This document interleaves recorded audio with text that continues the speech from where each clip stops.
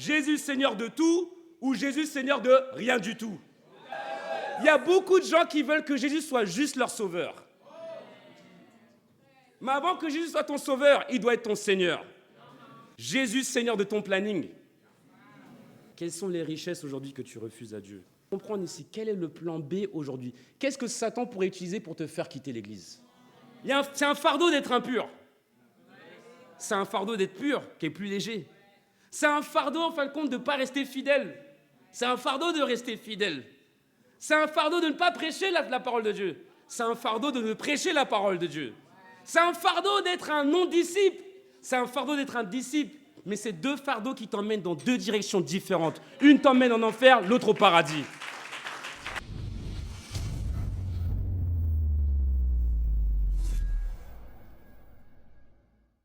Et tout ce qui était dans mon cœur, qui n'est pas de toi, enlève-le, Père. Il s'agit de toi et de toi seul. Merci pour la vie que tu m'as accordée, selon ton Fils Jésus-Christ que j'ai prié. Je t'aime. Amen.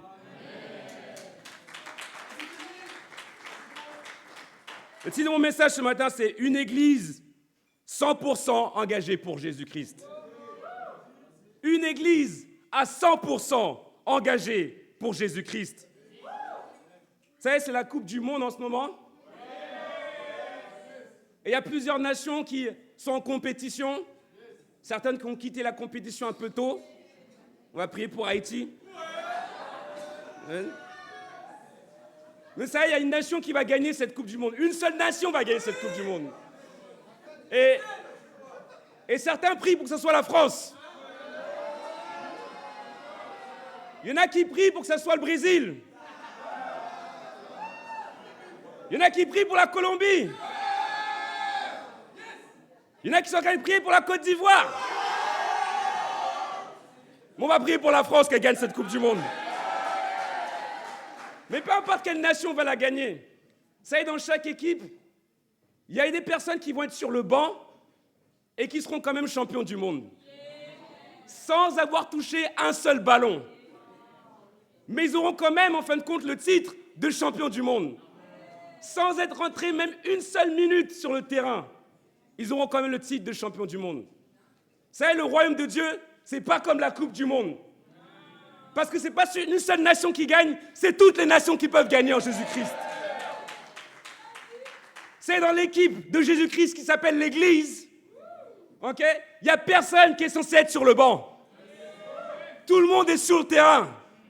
Tout le monde peut marquer. Tout le monde doit attaquer et tout le monde doit défendre. Pas pour une coupe que tu dois rejouer dans 4 ans, mais pour une coupe éternelle, pour ceux qui sont acceptés au paradis, les disciples de Jésus-Christ, ceux qui font partie de son Église. Il n'y a pas de banc touche dans l'Église, mais que des personnes 100% engagées pour Jésus-Christ. J'aime trop l'Église. L'Église, c'est le corps du Christ. L'Église, c'est un endroit de transformation. L'Église, c'est un endroit qui réunit les familles. Amen. On a une super bienvenue de la part de notre frère Marco. Amen. Une bienvenue accueillante avec plein de défis. Okay. On a eu un super repas du Seigneur de notre sœur Meva. Okay. On a tout simplement rapproché de la croix. Okay. Elle est accompagnée d'un jeune homme derrière qui est très chanceux. Okay. On a eu la collègue de notre frère Brandon. Okay. Vous ne savez pas, Brandon était complètement athée auparavant. Maintenant, il est prédicateur de la parole de Dieu. Amen.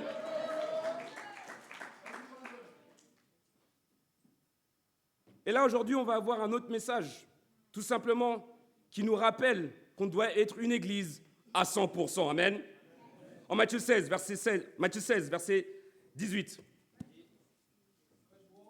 Voilà, en Matthieu 16. À partir du verset 13, d'ailleurs. Non, on va lire 18, je n'ai pas beaucoup de temps. Matthieu 13, verset 18. Matthieu 16, verset 18. Matthieu 16, verset 18. Dis-moi 100% quand tu y es, comme ça on est sûr qu'on est ensemble. Amen. Et moi je te dis que tu es Pierre et que sur ce rocher, je construirai mon église. Et les portes du séjour des morts ne l'emporteront pas sur elle. Je le donnerai les clés du royaume des cieux, ce que tu liras sur la terre aura été lié au ciel, et ce que tu délieras sur la terre aura été délié au ciel. Et donc on voit ici quelque chose. Jésus est en train de dire, je construirai mon église. Pas ton église. Pas mon église à moi. Pas l'église d'une certaine nation. Pas l'église d'une certaine culture. L'église de Jésus-Christ. L'église qui doit être construite, c'est l'église de Jésus-Christ. Et qui fait partie de l'église de Jésus-Christ? Les disciples 100% engagés en Jésus-Christ. Jésus dit, je bâtirai mon église. Église, ça vient du grec ecclésia. Ek qui veut dire en dehors, ok? Et klélia qui veut dire appelé. Donc église, c'est ceux qui sont appelés en dehors d'eux, ok? Donc l'église, ce n'est pas un bâtiment, ok? C'est l'assemblée de Jésus-Christ. C'est les personnes qui ont été appelées en dehors des ténèbres pour rentrer dans la lumière. C'est les personnes qui ont été appelées en dehors du manque de famille pour faire partie de la famille.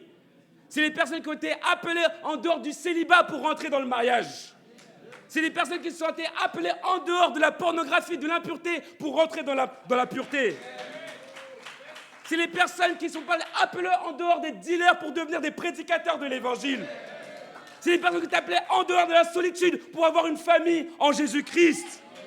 Dieu t'appelait en dehors d'eux, du monde qui est perverti. Vous savez, l'Église, c'est le corps du Christ. Et le corps du Christ, il est magnifique. Il est magnifique comme les frères et les sœurs que je suis en train de voir aujourd'hui. Amen. L'Église, c'est le corps du Christ. La Bible nous dit en 1 Corinthiens 12, verset 27, qu'on est le corps du Christ. L'Église est la preuve que Jésus existe encore aujourd'hui. Pourquoi? Parce que des vies sont transformées dans l'Église. Des vies sont changées dans l'Église. Des familles sont réunies dans l'Église. Il y a des mariages dans l'Église. Il y a des relations pures dans l'Église. L'Église, c'est un avant-goût du paradis. C'est un avant-goût du paradis parce que... Vous voulez aller au paradis, en fait? Les gens qui veulent aller au paradis ici? J'espère encore une fois que la canicule, ça donne des convictions. Okay, que l'enfer n'est pas une option, mais qu'on veut aller au paradis. La dernière fois, on était au divan en train de chanter, okay, en train de vendre des cookies, on est en train de chanter. Et puis, il y a Jésus sur cette terre, il y a Jésus sur cette terre. Et moi, dans ma tête, je vais dire, il y a la clim aussi, il y a la clim. Okay? Mais tu veux te rappeler d'une seule chose, que Dieu veut une seule chose avec toi, avoir une relation avec toi. Et pour aller au paradis, je dois passer par l'ambassade du royaume des cieux qui s'appelle l'Église. L'Église, c'est un avant-goût du paradis. Quand tu vois l'accueil qu'il y a dans l'Église, quand tu vois les sourires qu'il y a dans l'Église, quand tu vois l'amour qu'il y a dans l'Église, quand tu vois l'encouragement qu'il y a dans l'Église, quand tu entends les prédications, les changements, les transformations qu'il y a dans l'Église, l'Église est un avant-goût du paradis.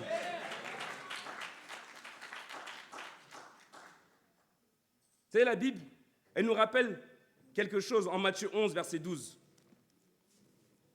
On va être beaucoup dans Matthieu aujourd'hui. Et on va regarder beaucoup d'Écritures aussi. Okay? En Matthieu 11, verset 12, la Bible nous dit ceci. Dites-moi 100% quand vous y êtes. 100%. Depuis l'époque de Jean-Baptiste jusqu'à présent, le royaume des cieux est assailli avec force et des violences s'en emparent. Tu veux faire partie de l'équipe de Jésus, tu dois être un violent. Tu veux faire partie de l'équipe de Jésus-Christ, tu dois être violent. Tu dois vouloir avoir une relation avec lui. Tu dois vouloir aller au paradis. Tu dois vouloir changer. Tu dois vouloir chercher dans la parole, dans la prière, dans la relation avec Dieu. La Bible dit ici que le royaume des cieux est pour les violents. Il y a un violent qui va rentrer dans le royaume aujourd'hui et il s'appelle Samuel. Mais il y a d'autres personnes qui doivent se faire violence pour rentrer dans le royaume de Dieu. Et tu es assis aujourd'hui, pas parce que ton fils ou ta fille t'a invité, mais parce que Dieu veut que tu passes l'éternité avec lui. Amen. Bienvenue à l'église.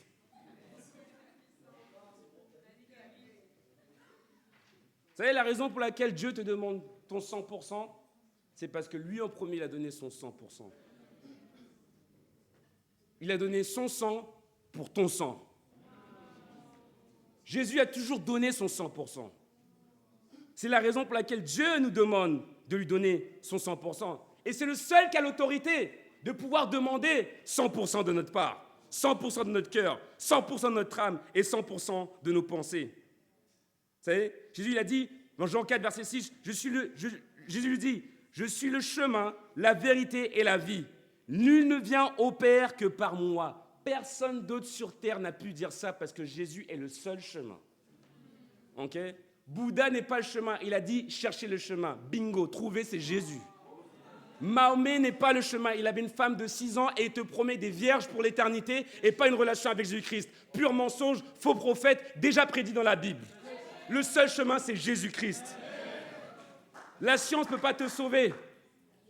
Ah, moi, je suis un scientifique. Ok, moi aussi. Ouais, je crois au Big Bang. Moi aussi. Je laisse un. Au commencement, Dieu crée la terre. Big Bang.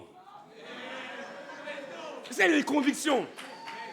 Est-ce que vous pouvez défendre votre foi avec les Écritures?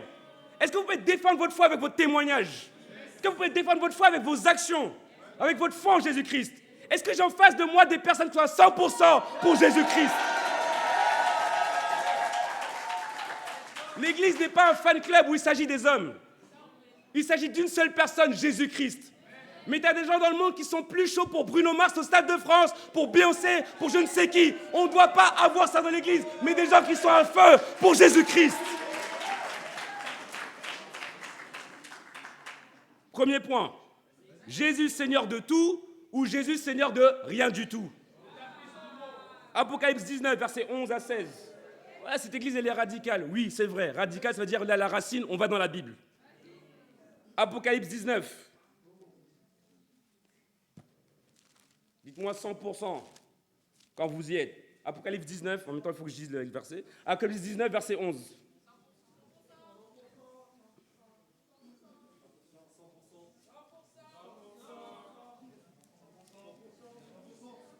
Amen.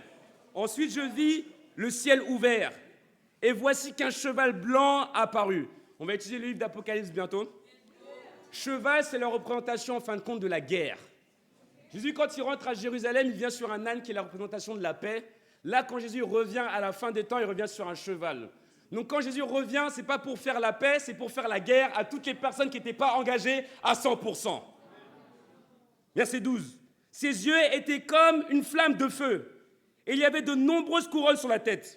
Il portait un nom écrit que personne d'autre que lui ne connaît. Il était habillé d'un vêtement trempé de sang.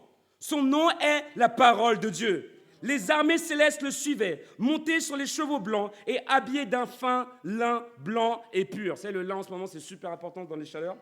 Mais le lin dans la Bible, c'est la représentation de la pureté. Verset 15. De sa bouche sortait une épée aiguë à 2 tranchants pour frapper les nations. Il les dirigera avec un cep de fer et il écrasera lui-même le raisin dans la cuve à vin de l'ardente colère de Dieu Tout-Puissant. Donc la Bible dit ici qu'il vient frapper les nations. Là, c'est le moment de sauver toutes les nations. C'est ce que Jésus veut. Mais à la fin, c'est pour frapper toutes les nations.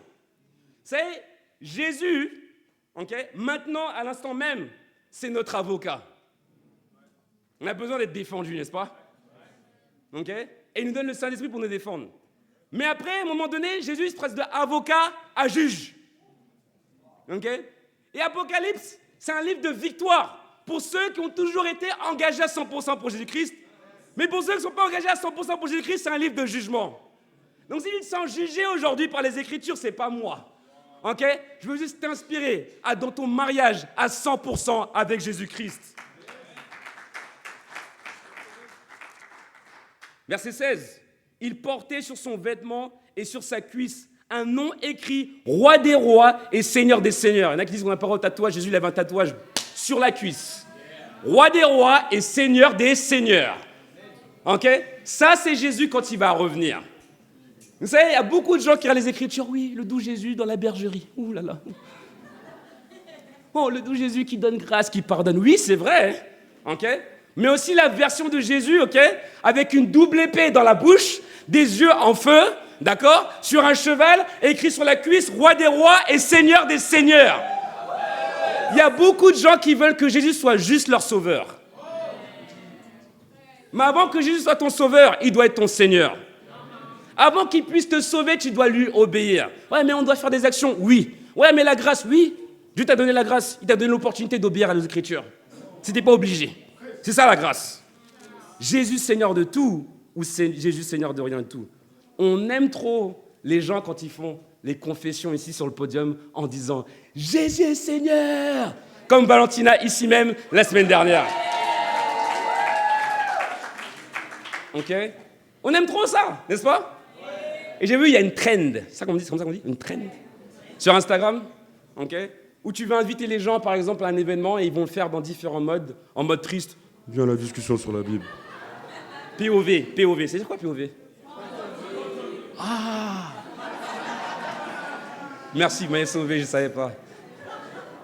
Même la maman Myris, elle se moque de moi, elle savait. Ok? Et donc, point of view, du coup, POV, en mode triste, viens à la discussion sur la Bible. En mode effrayé, viens à la discussion sur la Bible. En mode joyeux, viens à la discussion sur la Bible. Personne ne veut un point of view quand quelqu'un fait la bonne confession en mode Jésus Seigneur. Jésus Seigneur. Je vais à l'église, je dois être baptisé aujourd'hui, Jésus Seigneur. Personne ne veut ça. Mais tout le monde va entendre Jésus Seigneur. C'est ta confession, mais ta confession, elle ne s'arrête pas ici, sur le podium devant tout le monde. Elle doit continuer tout au long de ta vie. Est-ce que tu te rappelles, toi qui es disciple, baptisé conformément aux Écritures en tant que disciple, et qui a été baptisé, dont les péchés ont été pardonnés le jour du baptême, okay? Les disciples de l'Église chrétienne internationale de Paris, est-ce que vous vous rappelez du jour où vous avez dit « Jésus est Seigneur » ? Moi, je me rappelle de ce jour-là, c'était un 21 février 2014. Il y avait une église de 7 personnes, j'étais la 8e baptisée dans l'église. Okay? Et 3 jours après, je me rappelle, il dit Jésus Seigneur dans le canal de l'Ourcq. On n'avait pas le droit de se plonger là-bas, j'étais baptisé là-bas. On enlevait les feuilles, les bouteilles, ainsi de suite. J'étais baptisé à 22h dans la nuit. Il y avait 7 personnes et après on est parti fêter ça au KFC. Fête de baptême au KFC. Ok? Et 3 jours après moi, il y a un jeune homme qui a été baptisé. Un jeune homme qui n'a pas grandi avec son père. Un jeune homme qui, pendant les études bibliques, était venu, qui était en train de pleurer parce que son père le manquait.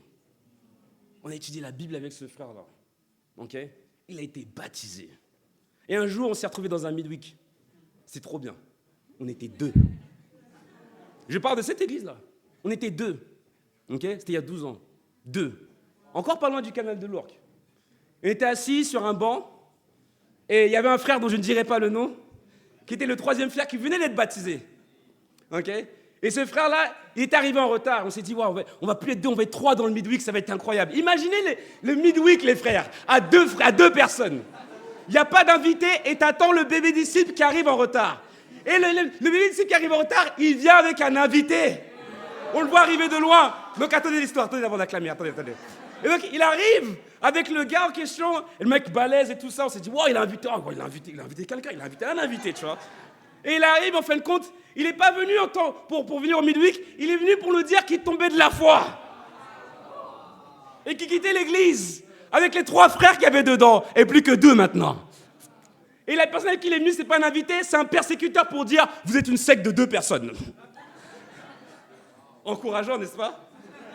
Donc le frère, il est parti, mais à un moment donné, l'histoire se termine bien, il est revenu, il est hébergé dans cette église, je ne dirai pas son nom. Et c'est un de mes meilleurs amis et qui m'aide dans ma foi et qui m'aide dans mon mariage aussi. Merci, frère. Et donc, on s'est retrouvés à 2 sur le banc avec ce frère en question. Et franchement, c'était soit Jésus revient maintenant, soit je tombe de la foi. Et à un moment donné, j'étais en train de chercher les Écritures dans ma tête et pas dans la Bible, de comment j'allais inspirer ce frère-là, qui est en train de regarder au loin comme ça. Et dans ma tête, j'ai dit, il n'a pas intérêt à tomber de la foi. Il tombe de la foi, je vais tomber aussi. Il faisait beau, il faisait chaud, mais t'es 2 frères sur un banc, comme ça. Et à un moment donné, il y a Joanne qui se tourne vers moi, il me fait, frère, j'ai envie de tomber de la foi aussi. C'est trop dur d'être disciple. Et là, tiens, la larme, elle voulait tomber, je l'ai fait remonter comme ça. Il sortit les Écritures, j'ai dit, frère, il s'agit d'être engagé à 100% pour Jésus-Christ. Tu tombes pas, je tombe pas, on reste fidèle jusqu'au bout. On est parti partager notre foi, personne n'était ouvert, génial. Et là, on a Joanne qui est parti en équipe missionnaire à Bruxelles, qui est là aujourd'hui. Et qui va bientôt se marier, il a été baptisé à l'âge de 19 ans dans l'église. Jésus doit être Seigneur de tout, ou sinon, il est Seigneur de rien du tout. Seigneur de ta vie entière. En Colossiens 3, verset 1 à 3, notez juste, parce qu'il y a beaucoup d'écritures. Vous aimez étudier la Bible? Oui. Donc notez les écritures, vous allez les revoir chez vous aussi? Oui. Oh, vous avez entendu les ouais qu'on différencie là? Vous allez étudier chez vous aussi? Oui. Amen. Seigneur, Jésus, Seigneur de ta vie entière. En Colossiens 3, verset 1 à 3, la Bible dit « Si donc vous êtes ressuscités avec Christ, recherchez les choses d'en haut, car votre vie est cachée avec Christ en Dieu. » Et vous savez, beaucoup de fois on entend cette expression « j'ai pas de vie ». Vous avez déjà entendu ça? J'ai plus de vie. Trop de réunions, j'ai plus de vie. Les cours en plus, c'est pas facile, votre expression, c'est pas facile. Ok? Mais en vérité, c'est vrai que tu n'as plus de vie. Tu n'as plus de vie. La Bible dit que pour ceux qui sont en Christ, ils sont morts en Christ, ils sont ressuscités en Christ. Mais ta vie maintenant, elle est cachée en Jésus-Christ. Donc si tu veux trouver le vrai sens de ta vie, cherche Jésus-Christ. Si tu veux trouver ta raison de vivre, cherche Jésus-Christ. Les disciples engagés, ils ont une seule raison de vivre, Jésus-Christ. Une seule raison pour laquelle mourir, Jésus-Christ. Est-ce que Jésus est Seigneur de ta vie tout en entière? Ou il y a des aspects de ta vie que tu lui as cachés? Jésus est Seigneur de tes pensées et de ton cœur.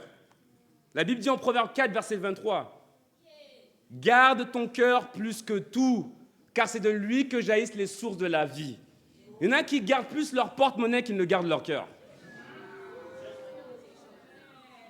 Il y en a qui gardent plus leur intérêt pour telle sœur ou pour tel frère qu'ils ne gardent leur cœur. Il y en a qui gardent plus leur CDI qu'ils ne gardent leur cœur. Il y en a qui gardent plus leur relation avec leur famille qu'ils ne gardent leur cœur pour Dieu. La Bible dit, garde ton cœur plus que toute autre chose, car c'est de lui que jaillissent les sources de la vie. Est-ce que c'est facile de garder son cœur? Non. Mais on a l'outil le plus puissant qui ait jamais existé, qui est la Bible. La parole de Dieu. Est-ce que vous croyez en ça? Jésus, Seigneur de ton mariage. Amen, amen ma femme. Parce qu'elle sait que si Jésus n'est pas Seigneur de ton mariage, c'est compliqué. Elle sait ça. Parce que je suis difficile à supporter. Vous voyez comment je parle beaucoup? Imaginez ce que ma femme elle doit supporter chaque jour.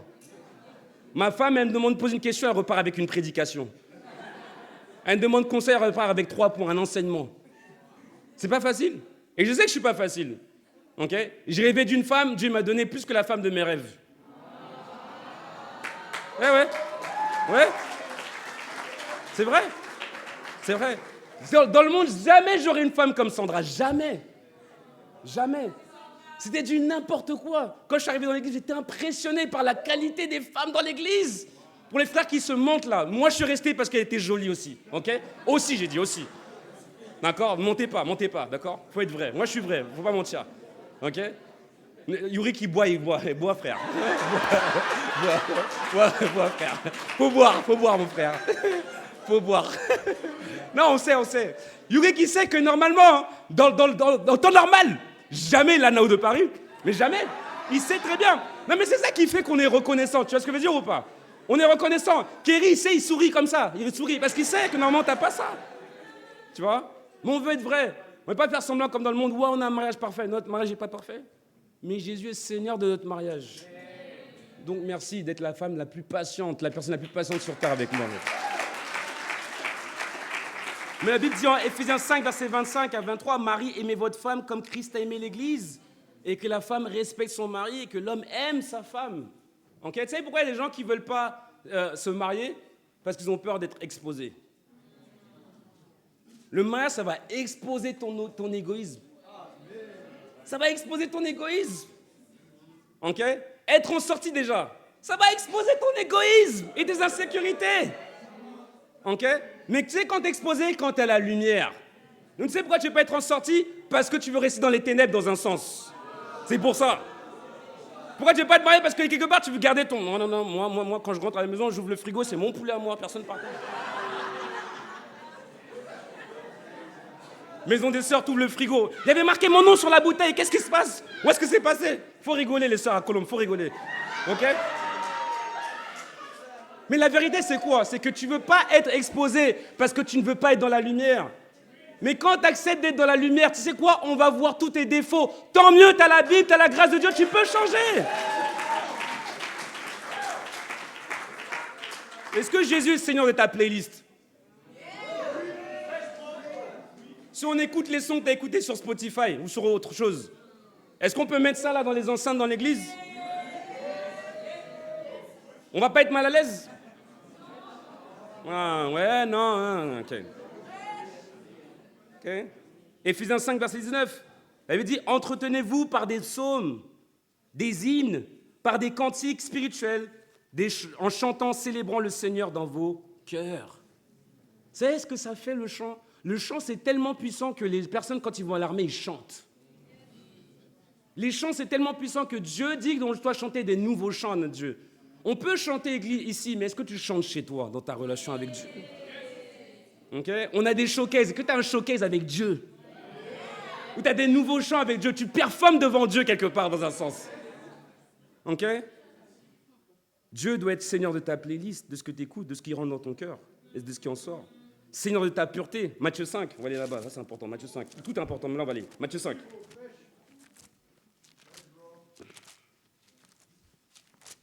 Matthieu 5, ok? Il faut revenir à la base si on veut être à 100%. Matthieu 5, verset 8. Je commence à vieillir, il me faut des lunettes, c'est chaud. Matthieu 5, verset 8. Heureux ceux qui ont le cœur pur, car ils verront Dieu. Simple. Franchement, convoiter cette femme, est-ce que ça en vaut le prix pour manquer le paradis? La Bible dit que seulement ceux qui sont purs, ils verront Dieu. Allez scroller telle chose que tu as regardée cette semaine. Est-ce que ça vaut le coup pour manquer le paradis? Je sais qu'il fait chaud, ok? Et que les gens, quand il fait chaud, ils ont du mal à s'habiller. Honnêtement, je dois sortir de chez moi, je dois marcher comme ça. Parce que je ne veux pas de deuxième regard et je ne veux même pas de premier regard. Ok? Est-ce que ce sont vos convictions aujourd'hui? Qu'on doit marcher dans la pureté pour voir Dieu. Et il y a un standard dans la Bible, ce n'est pas le mien, c'est celui de Jésus. C'est ça que j'aime avec Jésus, c'est qu'il met le standard.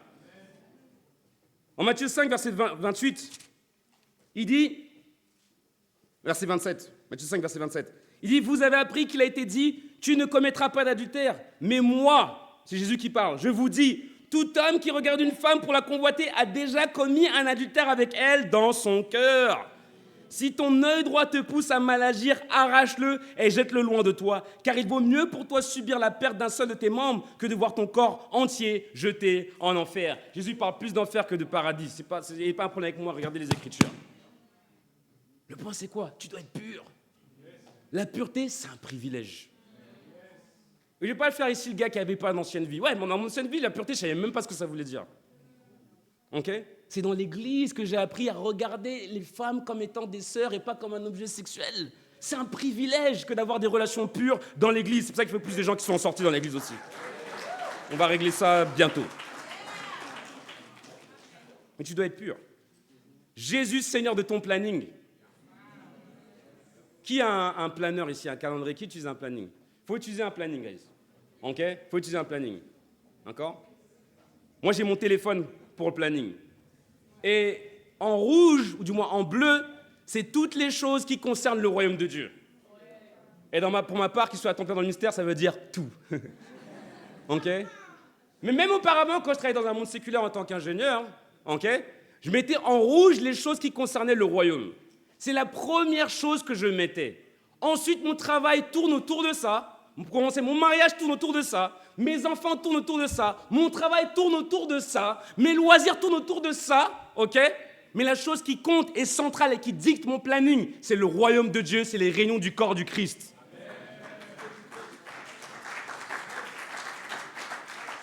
Matthieu 6, verset 33. Un petit tips. Vous voulez des tips? Vous voulez des nuggets? Matthieu 6, verset 33. Okay. Recherchez parfois. Recherchez de temps en temps. Recherchez en deuxième. Recherchez d'abord le royaume et la justice de Dieu et tout cela vous sera donné en plus. Vous savez, la Bible, c'est pas compliqué. C'est écrit, mets en pratique et t'en verras le fruit. De mettre Dieu en premier dans ton planning et dans ta vie. Quelle est la première chose que tu fais quand tu te lèves le matin? Ça va dicter ta journée. Ok? Si ta vie, c'est je me lève, métro, boulot, dodo, et Jésus n'est pas dans l'équation, il n'est pas en premier, ça ne peut pas marcher. Ok ? La Bible décrit la parole comme étant une armure, le casque du salut, le bouclier de la foi. Ok ?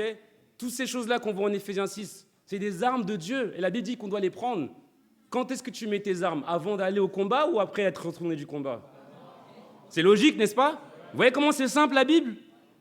Donc la première chose que tu dois faire quand tu te lèves le matin, c'est quoi ? C'est aller vers Dieu. Si tes premières pensées sont vertes, moi ça m'arrive. Il y a une discussion WhatsApp dans ma tête avant même que mon téléphone soit allumé.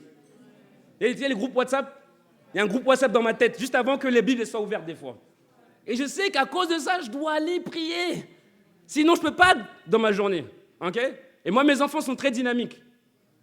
Loane a fait... Ouais. À 6h, 6h30, ils sont déjà debout. Papa, maman, papa, maman, papa, maman. On est obligé de fermer la porte à clé des fois, sinon ils rentrent dans le lit. Ok ? Donc pour ceux qui veulent des enfants, c'est une bénédiction, les gars. C'est une bénédiction. Ok ? Soyez pas égoïstes, c'est une bénédiction. Ok ? Mais le point, c'est quoi ? C'est qu'on doit avoir le même cœur que la Hélium. La première chose qu'on doit chercher, c'est papa, quand on se lève le matin. Jésus doit être Seigneur de ton planning. Jésus doit être Seigneur de ton corps. 1 Corinthiens 6, versets 19 à 20. Ne savez-vous pas que votre corps est le temple du Saint-Esprit qui est en vous ? Et là, on s'adresse aux disciples baptisés selon la Bible. Vous ne savez pas de quoi je suis en train de parler, étudions la Bible. Faites comme Gadi qui est en train d'étudier la Bible, le frère de Dan. Qui a amené son pote, comment il s'appelle son pote ? Lucas. Hey, les ados dans l'église vont renverser la France. Okay? Il y a un groupe d'ados, personne n'en parle, mais ils sont en train de soulever quelque chose en ce moment. Amen. Mais la Bible nous montre ici, pourquoi je parle de ça ? Parce qu'il était avec nous, Basic Phil, même s'il n'a pas le droit de rentrer, mais amen, c'est pas grave. Mais la Bible nous montre qu'on doit être le temple du Saint-Esprit. Tu dois prendre soin de ton corps. Ok ? On ne croit pas qu'ils prêchent les magazines, mais on croit qu'on doit prendre soin de notre corps. Ok ? Qu'est-ce que tu manges ?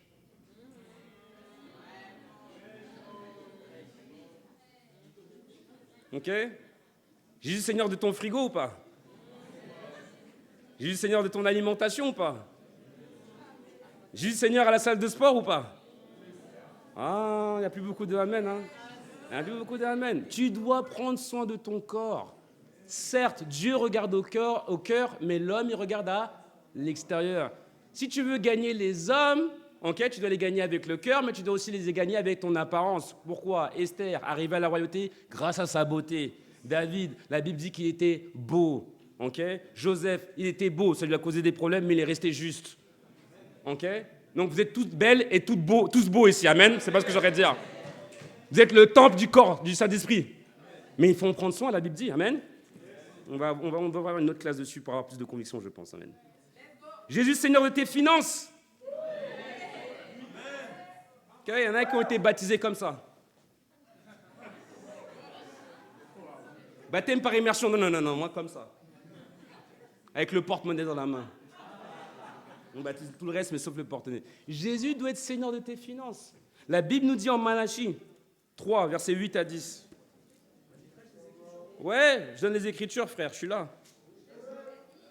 C'est le dernier livre de l'Ancien Testament. Malachie 3. Ok. Vous aimez la Bible ici ? Malachie 3, verset 8. La Bible dit, un homme peut-il tromper Dieu ? En effet, vous vous trompez et vous dites, en quoi avons-nous trompé ? Dans les dîmes et les offrandes. Vous êtes frappés par la malédiction et vous me trompez la nation tout entière. Apportez toutes les dîmes à la maison du trésor, afin qu'il y ait de la nourriture dans ma maison. Mettez-moi ainsi à l'épreuve, dit l'Éternel, le maître de l'univers, et vous verrez si je n'ouvre pas pour vous les fenêtres du ciel, si je ne déverse pas sur vous la bénédiction en abondance. On n'est pas là pour prêcher un évangile de prospérité, mais on est là pour prêcher un évangile sacrificiel pour sauver toutes les nations. Dieu, après avoir dit ça, pendant 400 ans, il n'a plus parlé. Pourquoi ? Parce que les gens étaient en train de jouer avec leur offrande. Là où est ton cœur, là sera aussi ton trésor. Touche à la nourriture des gens, touche à l'argent des gens, et tu vas voir où est leur cœur. Dieu ici demande la dîme. La dîme, c'est dans l'Ancien Testament. En Luc 14, Dieu demande tout. Donc, est-ce que ça veut dire qu'on donne tout notre salaire ? Non, on donne tout notre cœur. Et ça se voit comme l'a prêché puissamment tout à l'heure Brandon, ça se voit par notre générosité. Mais la Bible nous dit aussi en 1 Corinthiens 16 qu'on doit se présenter le dimanche pas les mains vides, mais avec quelque chose qu'on a préparé d'avance pour notre Dieu. La dîme, c'est une référence dans l'Ancien Testament. Dîme, ça veut dire le dixième. Mais c'est le dixième de tout. Dixième de ta veste, dixième de tes baskets, dixième de tes lunettes, dixième de ton troupeau à l'époque, si vous voulez. D'accord ? Et Dieu, il te donne tout ça et il te dit, donne-moi ça. Ok ? Donne-moi ça, c'est tout. Pour que je puisse jauger la qualité de ton cœur. D'accord ? Après, vous le voyez, on était à Colombes avant, maintenant on est ici. Ok ? Cette cloison, elle doit tomber. Ça compte plus d'argent pour qu'elle tombe et qu'on ait plus de personnes. Ça coûte plus d'argent pour qu'on puisse évangéliser la France et toutes les autres nations. Ça, vous le savez. Moi, j'ai aucun problème pour parler d'argent. Les pasteurs complexés pour parler d'argent, c'est parce qu'ils sont en train de voler l'argent dans l'église. Tout simplement. Pour ceux qui ne me connaissent pas, je refais mon introduction, c'est pas grave. J'ai été baptisé il y a 12 ans. Il y a 2 ans, j'ai laissé mon travail à plusieurs reprises. J'avais une entreprise de 170 000 € que j'ai laissée pour tout simplement servir l'église. Ok ? Pas besoin d'acclamer pour ça, c'est normal. Je suis à 100% pour mon Dieu. Mais Dieu te demande quoi ? Il demande de donner ton cœur à 100%. Vous savez quoi ? Si tout le monde ici, chaque semaine, rajoute 6 € sur sa collecte, on peut faire baisser ses cloisons et venir 3 fois ici. C'est tout ce que ça demande quand on travaille en équipe. Ça, Yannick va nous en parler par la suite. Amen. Apocalypse 3, verset 14. Comment laisser faire en sorte que Jésus soit Seigneur de tout, être une église engagée à 100%. Apocalypse 3, verset 14. C'est pas facile d'être tout en 100%, n'est-ce pas ? Il fait chaud, transpire, il crie dans le micro. J'ai faim, il est déjà midi, passé. Matthieu 3, verset 14, la Bible dit « Écris à l'ange de l'église de Laodicée. Voici ce que dit l'Amen, le témoin fidèle et véritable, auteur de la création de Dieu. » Verset 15. « Je connais tes œuvres, je sais que tu n'es ni froid ni bouillant. Si seulement tu étais froid ou bouillant. Ainsi, parce que tu es tiède et que tu n'es ni froid ni bouillant, je vais te vomir de ma bouche.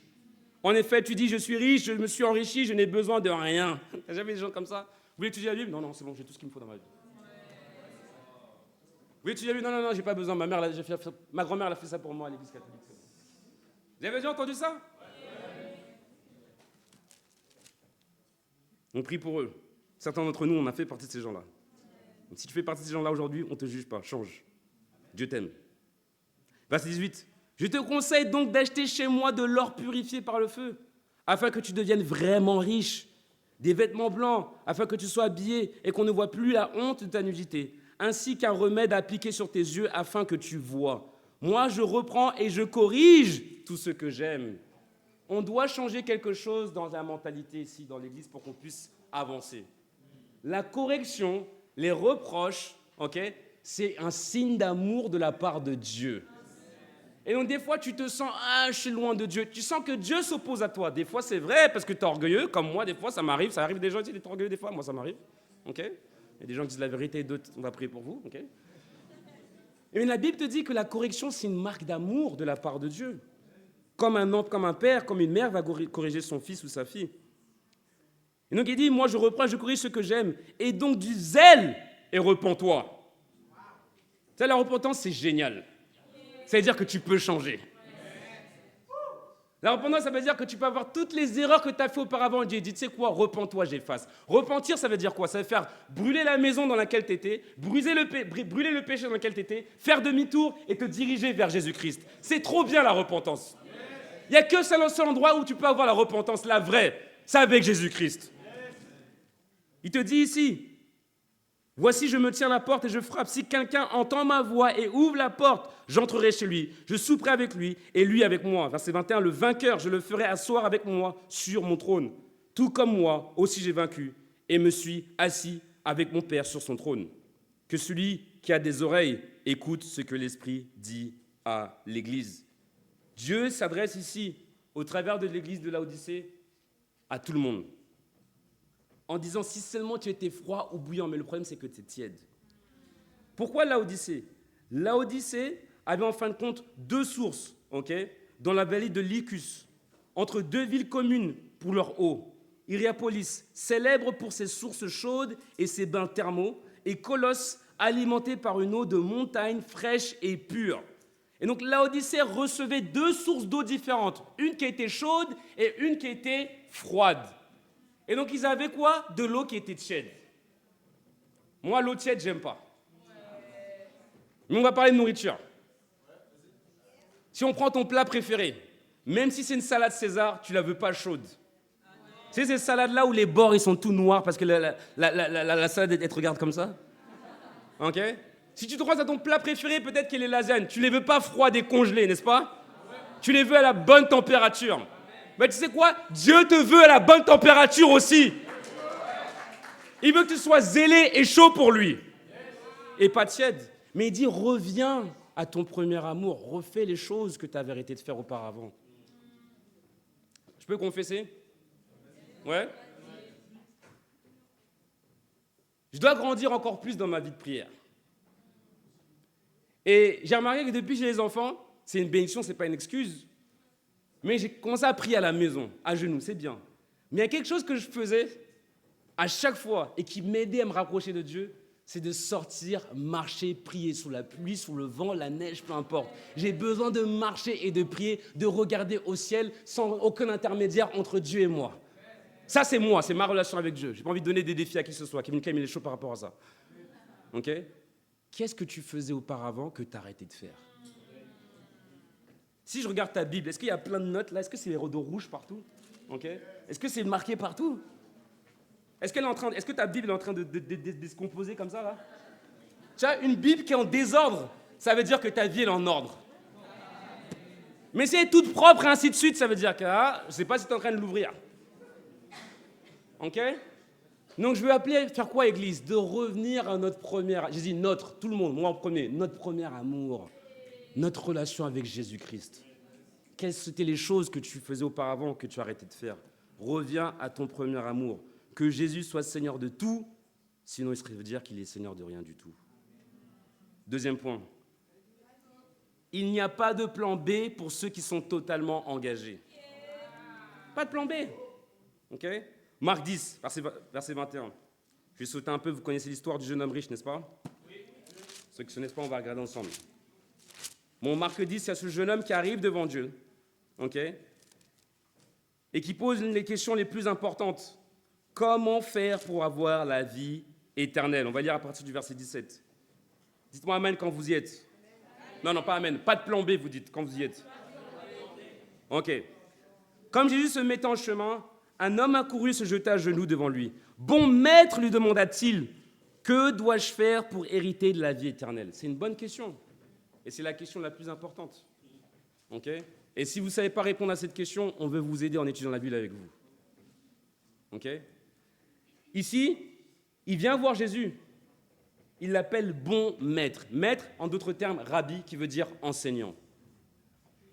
Il y a beaucoup de gens, comme je disais tout à l'heure, qui veulent que Jésus soit seulement leur sauveur et pas leur Seigneur. Ici, il l'appelle enseignant parce que c'est comme ça qu'ils voient Jésus. Il y a des gens, ils veulent voir Jésus seulement comme étant un enseignant. Enseigne-moi, ne me prêche pas la parole de Dieu. Ouais, on va faire... vous avez des études bibliques dans cette église? Ouais, je vais étudier la Bible avec vous. Mais ils ne veulent pas changer. Ils veulent juste être enseignés. Tu sais que YouTube peut t'enseigner? ChatGPT peut t'enseigner? Ok? Mais le point, ce n'est pas juste d'être enseigné, c'est d'être transformé, de changer. Verset 18, Jésus lui dit, « Pourquoi m'appelles-tu bon? Personne n'est bon si ce n'est Dieu seul. » Ouais, moi, tant que je suis une bonne personne, j'irai au paradis. Non! Il n'y a personne qui est bon à part Dieu seul. Tu dois être conformé à la parole de Dieu. Il n'y a pas de plan B. Il n'y a qu'un seul chemin. Verset 19, tu connais les commandements. Tu ne commettras pas d'adultère, tu ne commettras pas de meurtre, tu ne commettras pas de vol, tu ne porteras pas de faux témoignages, tu ne feras de tort à personne. Honore ton père et ta mère. Il lui répondit, Maître, j'ai respecté tous ces commandements dès ma jeunesse. Je ne sais pas. Verset 21. L'ayant regardé Jésus les mains et lui dit, il te manque une chose. Va vendre des cookies. Il te manque une chose. Donc, est-ce qu'il peut te manquer une seule chose pour aller au paradis? Est-ce qu'il peut te manquer une seule chose? Et Jésus se trouve devant toi et te dit, je ne t'ai jamais connu. Ouais, mais j'étais assis à l'église chrétienne internationale de Paris, on connaissait les Écritures, on avait la bonne doctrine. Je ne t'ai jamais connu. Moi, honnêtement, ce qui me motive, c'est le fait que Jésus ne me dise pas ça, mais qu'il dise « Entre, mon fidèle serviteur ». Et une fois sauvé, pas toujours sauvé. Une fois zélé, pas toujours zélé. Église, on doit faire attention à là où en est notre cœur. Il n'y a pas de plan B. Moi, je veux aller au paradis. Mais ce n'est pas pour vous. Regarde ton voisin, dis-lui pas de plan B.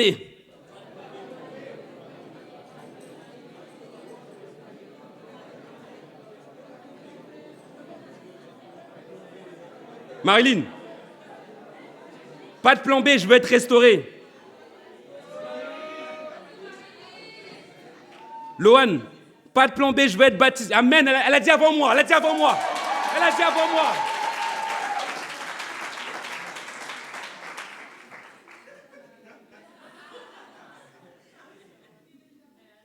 Pas de plan B, Niveta. Elle sait. 2 Corinthiens 5, 17. Gabi, pas de plan B. Faut qu'on aille en Moldavie, frère.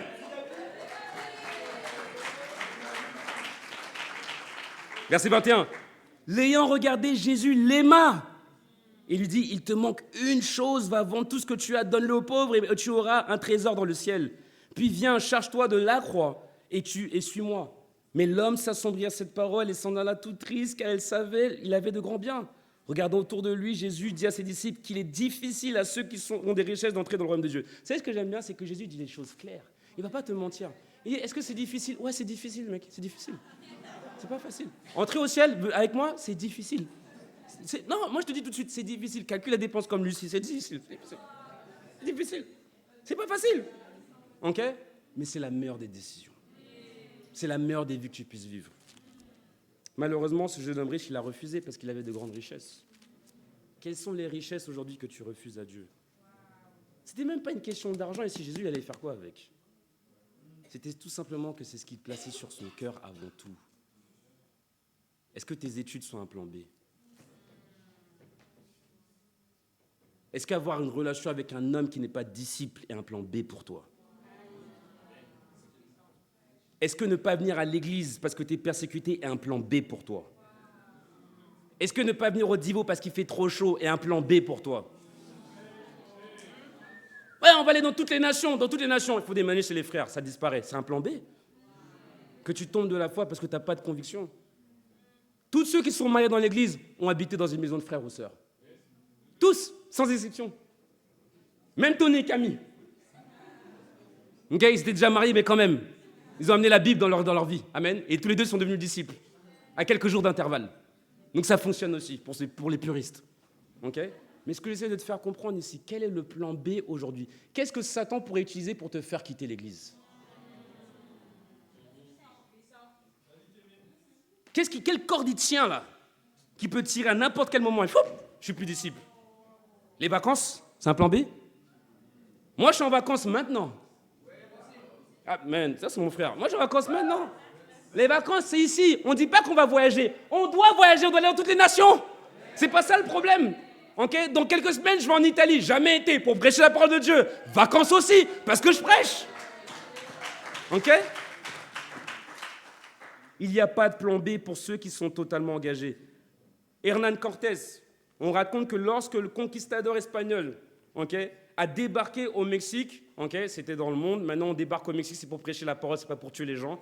Amen, Valentina? Yes. Mais à cette époque-là, qu'est-ce qui s'est passé? Ils sont partis en tant que conquistadors pour gagner ce pays-là, pour gagner cette nation-là. Ils sont avec des bateaux. Ils avaient tellement peur des Aztèques à l'époque, qui étaient des vrais soldats, qu'ils avaient envie de reprendre les bateaux pour retourner en Espagne parce qu'ils avaient peur de mourir. Donc qu'est-ce que Hernán Cortés il a fait? Pas de plan B, il a brûlé tous les bateaux. Il a dit, on va conquérir ou mourir. Ça, c'est le cœur des disciples de Jésus-Christ. Il n'y a pas de plan B. Je ne vais pas prendre le bateau qui va me ramener dans l'impureté. Je ne vais pas prendre le bateau qui va me ramener dans le monde. Je ne vais pas prendre le bateau qui va me faire tomber de la foi pour être la personne que j'étais auparavant. Il y a soit, en fin de compte, je prêche, soit je meurs. Est-ce que c'est votre conviction à vous, les disciples de Jésus-Christ? Pas de plan B. Sois totalement engagé. Ok? Vous savez le problème qu'on a dans l'église? C'est qu'il y a trop de gens talentueux. C'est ça. En fait, c'est ça le problème. Il y a trop de beaux gosses dans l'église, il y a trop de belles gosses dans l'église. Il y a Aki qui va lancer sa marque demain depuis des années de travail.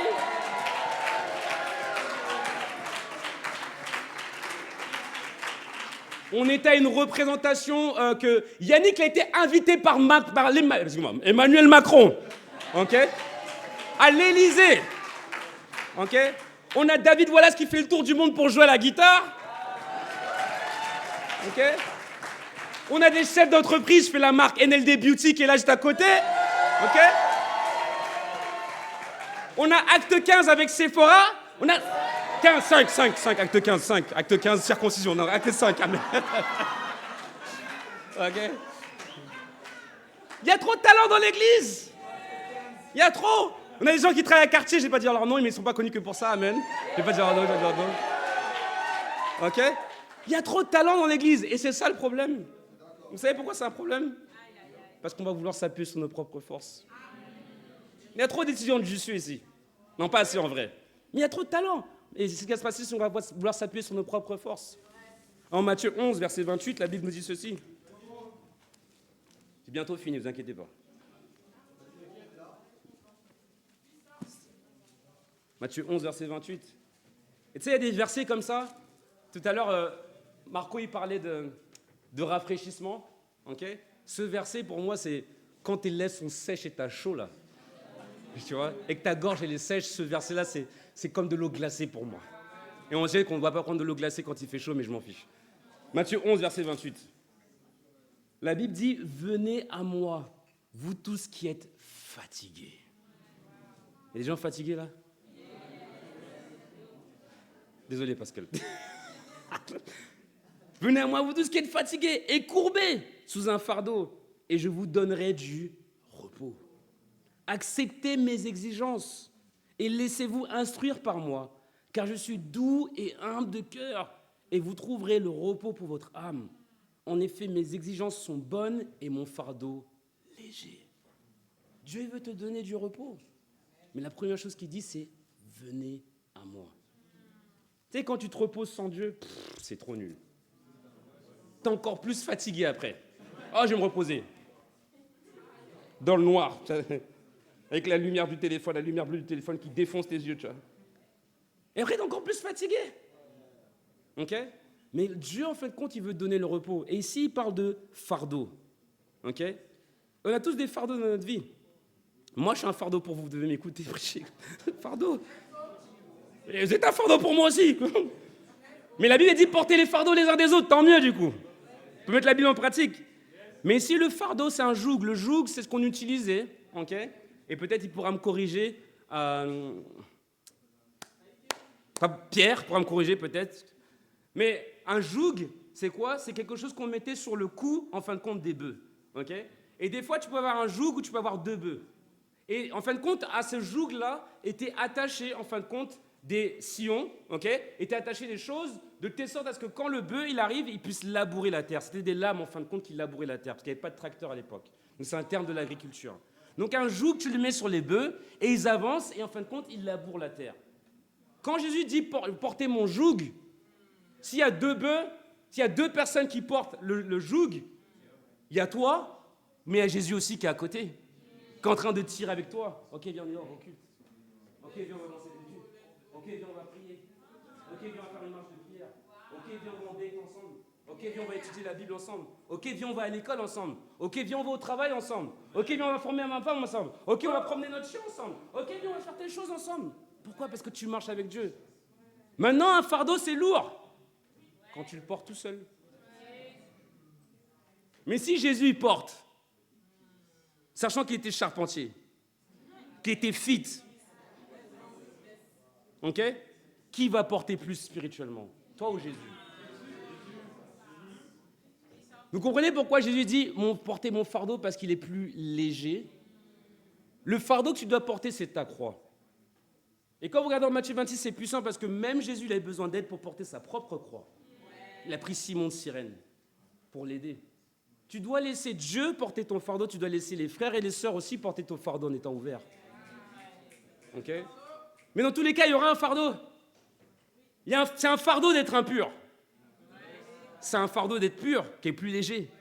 C'est un fardeau, en fin de compte, de ne pas rester fidèle. C'est un fardeau de rester fidèle. C'est un fardeau de ne pas prêcher la parole de Dieu. C'est un fardeau de ne prêcher la parole de Dieu. C'est un fardeau d'être un non-disciple. C'est un fardeau d'être un disciple. Mais c'est deux fardeaux qui t'emmènent dans deux directions différentes. Une t'emmène en enfer, l'autre au paradis. Prends le fardeau que Dieu t'a donné. Arrêtons de nous appuyer sur nos propres forces, Église. Dieu a déjà fait plein de choses. Aujourd'hui, avec ce baptême, il va y avoir 30 additions dans l'Église, au total dans l'année.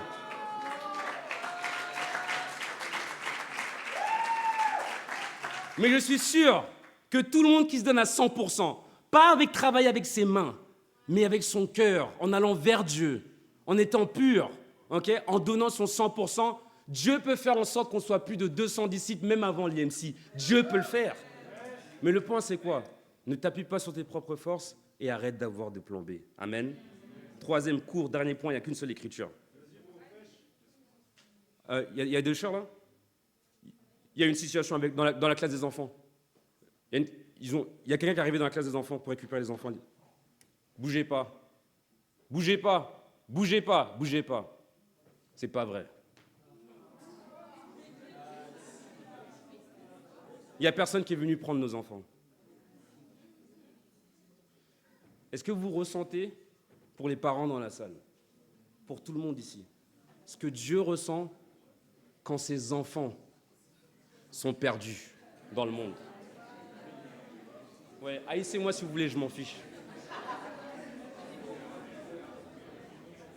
Vous avez vu les frères comment ils sont levés? Vous avez les sœurs comment ils étaient en panique? Landry s'est levé, il a raison parce qu'il est papa. Maintenant, notre Père qui est au ciel, comment il sent quand il y a ses enfants qui sont perdus et qu'on marche comme ça à côté du métro? Ça va? Ouais, ça va. La seule chance qu'ils ont aussi, c'est nous. La seule chance qu'ils ont, c'est l'Église de Dieu. C'est une Église à 100% pour Dieu. Et c'est ce que Dieu nous demande de faire. Troisième point, toute l'Église à temps plein dans le ministère. Vous allez dire, mais quel ministère? C'est quoi le ministère? Merci que vous ayez posé la question. 2 Corinthiens 5.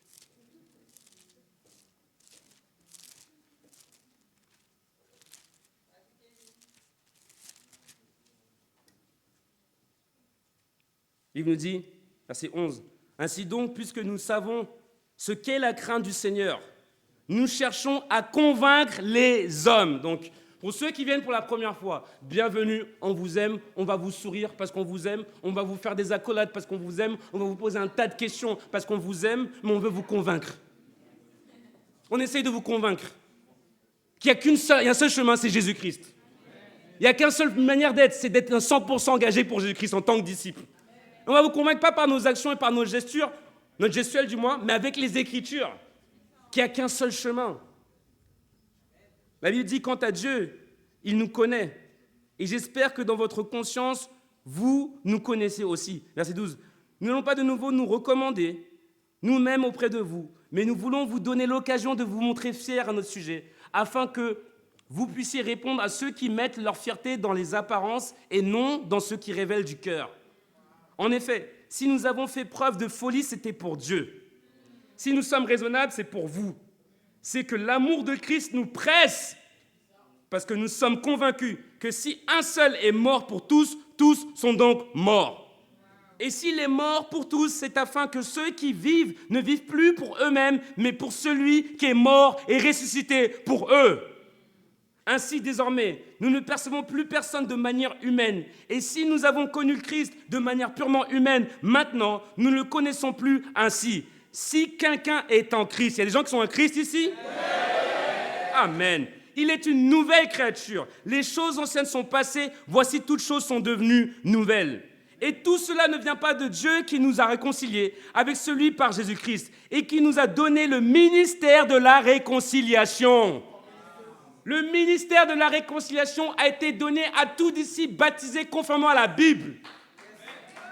Donc, bonne nouvelle, tu es à temps plein dans le ministère de la réconciliation. Réconcilier les hommes avec Jésus-Christ.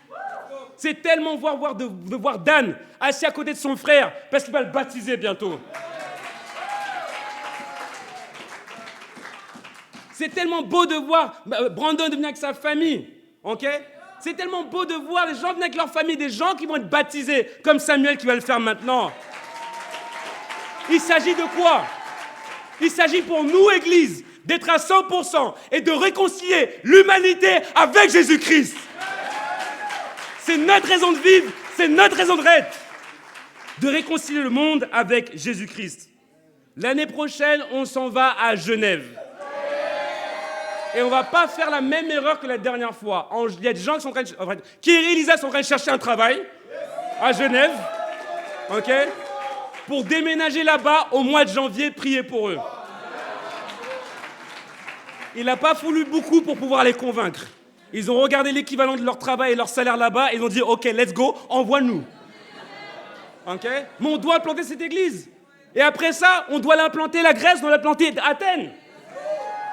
Ouais, je sais, c'est nouveau, on en a parlé cette semaine, mais c'est pas grave, on sera en courant plus tard. Et après ça, il faut qu'on revienne en France et qu'on aille dans ces nations-là. Il faut qu'on aille à Toulouse. Gracia soit baptisé, on retournera en Lille ensemble. Grâce. Ok, il faut qu'on aille à Lyon, à Marseille, dans tous ces endroits-là. Et même Nice, même si ça a été reporté, on y va quand même. Est-ce que j'aime bien? Il y a un frère dans cette église qui a quitté son travail, je ne suis pas le seul, ok, pour aller travailler, pour vendre des légumes et des fruits. Et c'est inspirant parce qu'il est parti pour travailler, vendre des légumes et des fruits, pour porter encore plus de fruits. Et ce que j'aime bien avec Marco, c'est qu'il n'a pas beaucoup d'opinions, la vérité, il n'a pas beaucoup d'opinions. Le gars, tu lui demandes rien, moi j'ai choisi un travail où je ne travaille pas le mardi, comme ça je peux venir au staff. Et bien sûr que ne pas venir au culte n'est pas un plan B pour moi. Et le mec, tu lui demandes rien, il est parti voir ses parents, il a dit « Ouais, je suis à temps plein dans le ministère. » Il n'a même pas demandé conseil, il n'a rien demandé. Il est parti vendre des légumes, il m'a rien dit.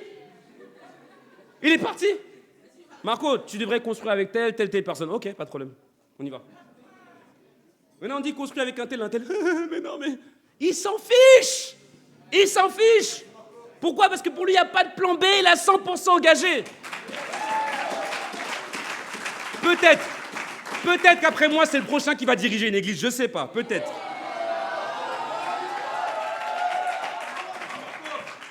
Dans tous les cas, tout le monde doit être sur le terrain, personne sur le banc. On est pour Jésus-Christ à 100%. Pas de plan B, on va aller avec lui pour l'éternité. Ok? Tout le monde à temps plein pour que le monde soit réconcilié avec Jésus-Christ. À Dieu soit toute la gloire, je vous aime.